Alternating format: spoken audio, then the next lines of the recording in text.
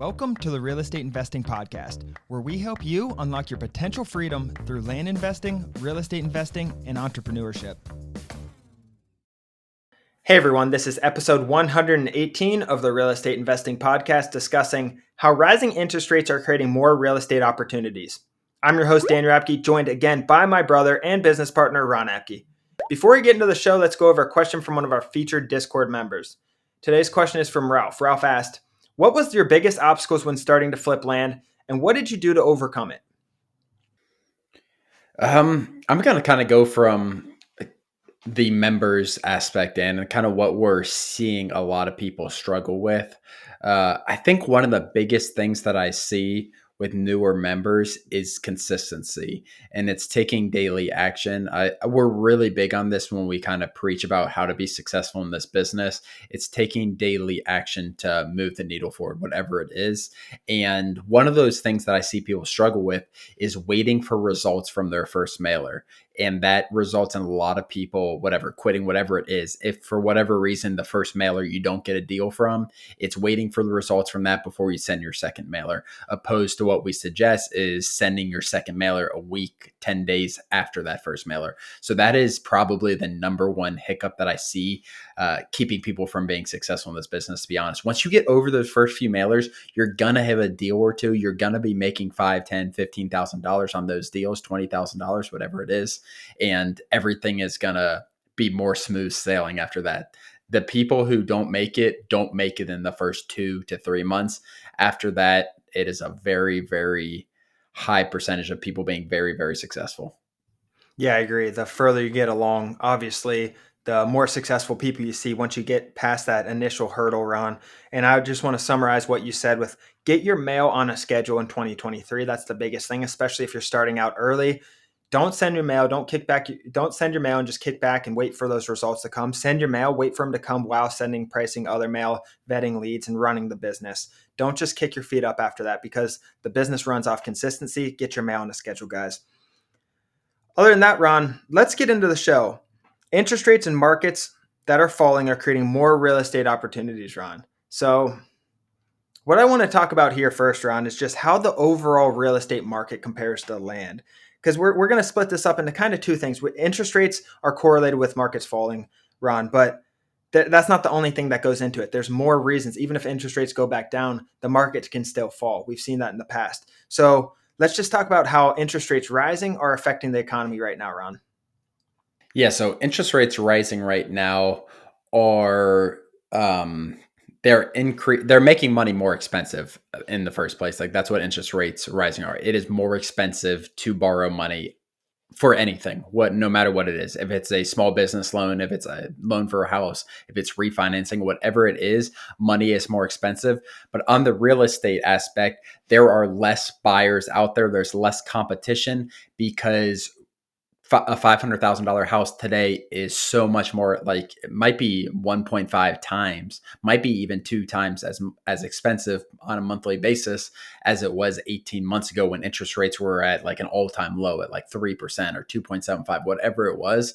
So that is the main thing what interest rates is doing. And I don't think interest rates are affecting the market as much because how many homeowners right now are locked into such cheap money. People aren't going to sell their house at a loss or have to liquidate their house if they're locked into a 3% interest rate from 3-4 years ago, whatever it is. While these people who are buying in the last 6 to 12 months are getting locked into a 6-7% interest rate, they're the ones that could be put in a weird situation here in a couple years if the interest rates don't fall down and put them in a good position to refinance. Yeah, exactly. And I think that's a lot of people's strategy in this coming year, because interest rates are supposed to come down a little bit. But getting locked in, there's so many opportunities that come with these high interest rate markets for real estate that you can maybe afford at times, Ron, to lock yourself in at 6-7%, like we've done, 6-7% interest rate, and knowing that they're going to come down or predicting that they're going to be come down. But the biggest thing, Ron, is being covered either way. So if they don't come down, I'm okay. If they do come down, I'm even excellent. I'm great. So the first thing I want to talk about, Ron, is just how the overall real estate market compares to land and how we see those trends kind of come over and what what we see from the overall market and how it correlates with land. Yeah, I think land is a lot more difficult to track, like just because there are so much fewer comps out there. What I do see in land, like I kind of mentioned in the real estate as a whole, there are less buyers out there. There is without a doubt less buyers looking to buy land because they're fearful or they don't have the money, they can't get a loan, or the loan's at 8, 9%, whatever it is. For land are gonna be higher, but there's so many cash buyers when you're talking about sub 6 figure land properties when it's 80, 90, 60, whatever, $1,000. So I think the land market gets delayed, Daniel. I think there's still a huge market of land buyers out there looking to get away from the cities, but I still think it's a little too early to say exactly how it's going to affect it. I don't think we're fully seeing that yet. I do think we'll see that in 2023, and I think that's where a lot of the opportunities are going to come from. I mean, I personally think a lot of the markets are delayed, and we haven't seen a lot of the effects of what's happened in the last 6 months or so, in the last 3, 4 months with these rising interest rates. I think we're starting to really, really see it right now. There's so many good buying opportunities because of that, how it's starting to trickle to everyday life, Ron. But I think personally, for land, cash buyers is going to go down because money just gets more tight, right? Money gets more expensive, their cash is more valuable. Cash buyers, people are going to have less cash than they did 2 years ago, period. And I think since they go down, you're going to see more deals that are based off financing, more land financing deals. But other things that we got to look at, Ron, is more things like owner financing, other ways to get people to buy. While since the overall cash market, Ron, is going to go down, I feel like the overall like the leverage market of owner financing is going to go up, because you want, we've always said this, Ron, is you want to provide sellers and buyers with the easiest way to get that land or sell their land. That's like the business. We're a marketing company, and if it gets to a point where things get tight enough, there's 1/3 of the buyers that there was a year ago were having trouble selling things. People need to look for alternative ways to sell things through land financing, owner financing, maybe get creative with note structures, things like that. I think are going to get bigger and bigger, because this isn't 2020 where people just run around with $100,000 cash in their pocket. Like, it's been so easy to sell. That's not going to, I don't think that's sustainable how it's been done. No, without a doubt, there's less money out there. Like that's just the fact of the matter. Like there's less money out there, which gives. So you guys got to look at it on the reverse way, and we might have this later in the episode. It's going to give a lot more opportunities to us because there's less buyers for land in general, which means we're going to be able to be more aggressive with our offers in a low way. Like we're going to be able to undercut people even more and get things at a really, really big discount. So that's what I'm really excited for, Daniel. I think it's providing opportunities, but interest rates as a whole, there just means that there's less money out there. Essentially, the government is trying to take money from the economy because how fast. When inflation gets out of control, they are going to raise interest rates to take money out of the economy to hope to level off inflation, which it has done somewhat over the last 3 to 6 months. And that's why the interest rates, they're starting to level off the interest rates and even talking about dropping the interest rates a little bit in 2023. Absolutely. And that's what I was going to get into next round, was opportunities that come in slower markets. Since there's less money in circulation, the economy has less money floating around. People that do have cash, aka land investors, we're buying everything with cash, closing quick. Our offer gets more valuable to them. So there becomes more, since there's less buyers, they're having more there. It's harder to sell a piece of land. They also need money. They got laid off their job. They have a, interest rate of 6.5%, whatever their situation is. Things get tighter. Our cash offers get more and more valued as economies go down and down and down. And that's the biggest thing with this. Everyone always asks how we adjust our business in recessions, Ron. The biggest thing is, one, we acquire a lot more. It gets harder to sell, yes, but we acquire a lot more and we can acquire cheaper. That way we can sell cheaper, Ron, or come up with owner financing. I mean, the marketing on the for sale side gets more and more important, Ron, as these markets drop. I think you got to get more eyes on it. You got to be positioned better with pricing and everything else. Yeah, acquisitions are going to get easier, but it makes like for the way we do it with our salesperson is he is in charge of acquisitions and selling the property. Like Daniel said, he doesn't actually do the marketing, but he takes the phone calls and all that. That marketing is going to be very important on the back end, letting buyers know exactly what the land is, exactly what it can provide for them. And then on the acquisition side, being very disciplined with going up to certain prices, being a tough negotiator with the sellers, where 12 months ago you just wanted any land essentially. Like if you could get something for 50% of market value, it doesn't matter the defects or anything that it had. Now we are really using negotiation tactics to make sure we are not budging too much on our price and getting at a good price where we do not have to sell at 100% of market value. We can sell a lot cheaper so we can sell quickly, because along with the marketing being so important on the back end, pricing things to sell is just as important, if not more important, without a doubt. But yeah, like Daniel said, us having access to capital, you guys having access to capital with deal funding and everything like that, if you can become really, really good at getting deals under contract, negotiating people throughout a recession, it's going to be easier in that aspect, and you're going to be able to make a ton of money. Yeah, and to be clear, we're not using our own capital. Our members aren't using their own money. It's not like you need $40,000 to come start land investing. There's a lot of money in our group that invest in other, like we partner up with you guys. Other people partner up with us and you guys to fund your deal. They put up 100% of the upfront capital, Ron, and then you have a profit split. For anyone who doesn't know, that's how the business works. You do not need money to buy the deals. You need money to market and send the mail and all of that. So the last thing I want to talk about is some advantages of working in a slow market versus a hot market. Some advantages in both, because we're coming out of a hot market, one of the hottest of all time.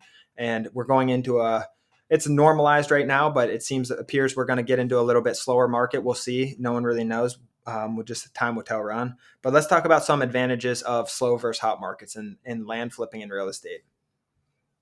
Yeah, so going into a slow market like we are, or like we're kind of on the verge of right now, I would say we're pretty even, like Daniel said.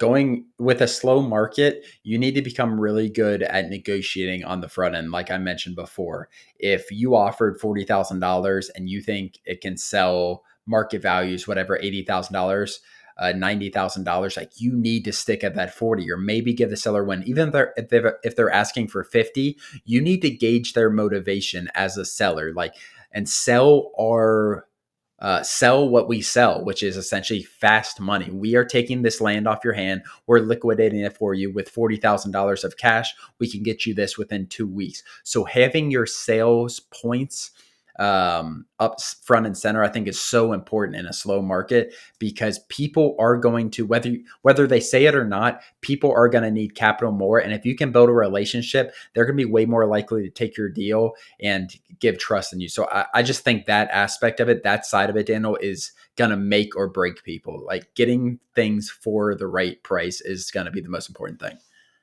Exactly. And when we're comparing slow markets versus hot markets, obviously, like the last 2 years, Ron, we buy a piece of property, we put it up and it sells. Like it sells very fast at market value. That's the main difference. Now, a property at market value, depending on where you are, might sit a couple weeks at market value, might sit 6 months at market value, depending on where you are.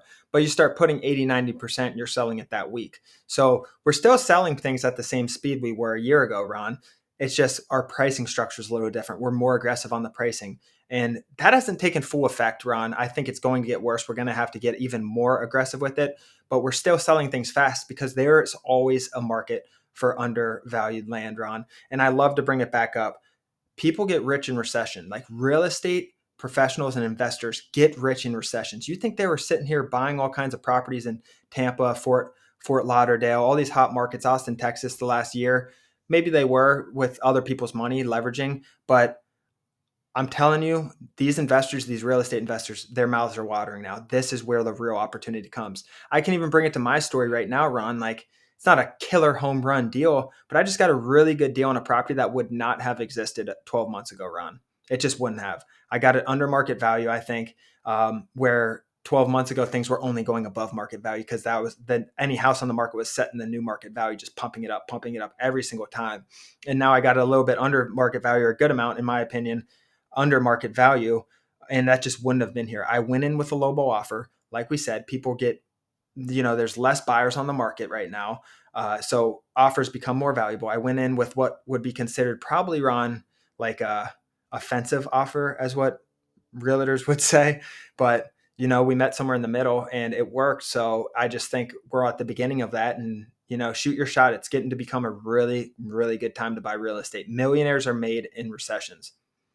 Don't feel bad making offers, guys. Nothing is wrong. You're not like, who cares if you offend someone, you offend someone. Like they are more than capable of saying no to your offer, but you also need to make clear what your offer is.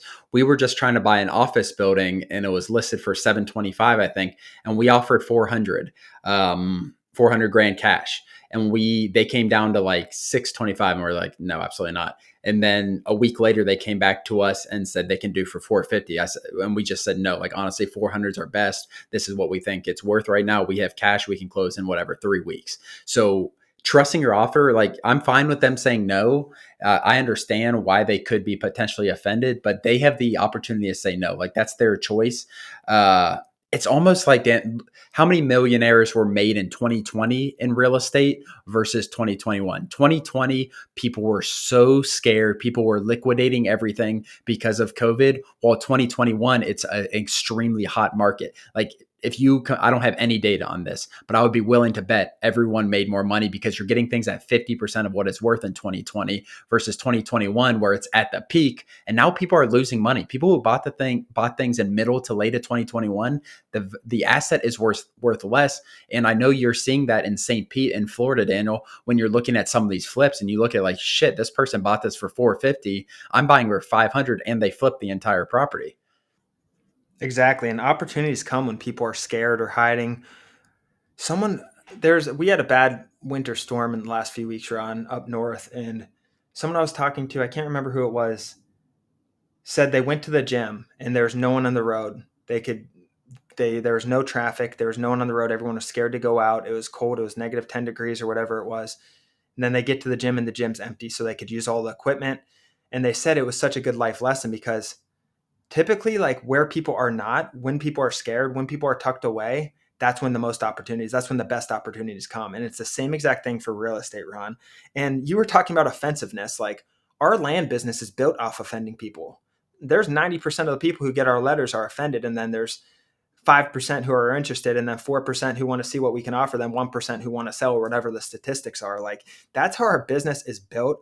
Get more offers out there. You're going to acquire cheaper just by getting more offers out there in their hands. I'm not saying price at 20%. I'm saying price at a good, valuable offer for them. You're closing in 2 weeks, give them 45% or whatever you guys come up with. And that's valuable. That's sustainable. So that's what we're saying. Just get more offers out there. You're going to offend people. Do the same thing with real estate. Like call as many people, put as many offers on houses, shoot low. What's the worst that can happen? The only leverage that they have is that if you're not willing to walk away, Ron. When you're not willing to walk away, they have the leverage. When you're fine with walking, you have all the leverage and control.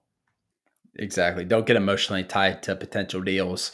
And I think that's where you kind of don't want to walk away is when you get emotionally tied, whether it's you when you're buying a house, Daniel, or us when we're buying an office building. We didn't send, and like it is, we are trying to buy an office building in our local city for our business, but it's not nothing that we're going to get. We're not going to be too desperate with a deal. And that was our first offer we've made on an office building was for $400,000 when it was listed for 725, and we got them down to 450, and we just weren't willing to budge. I think it's worth like 700 once the interest rates do go back down.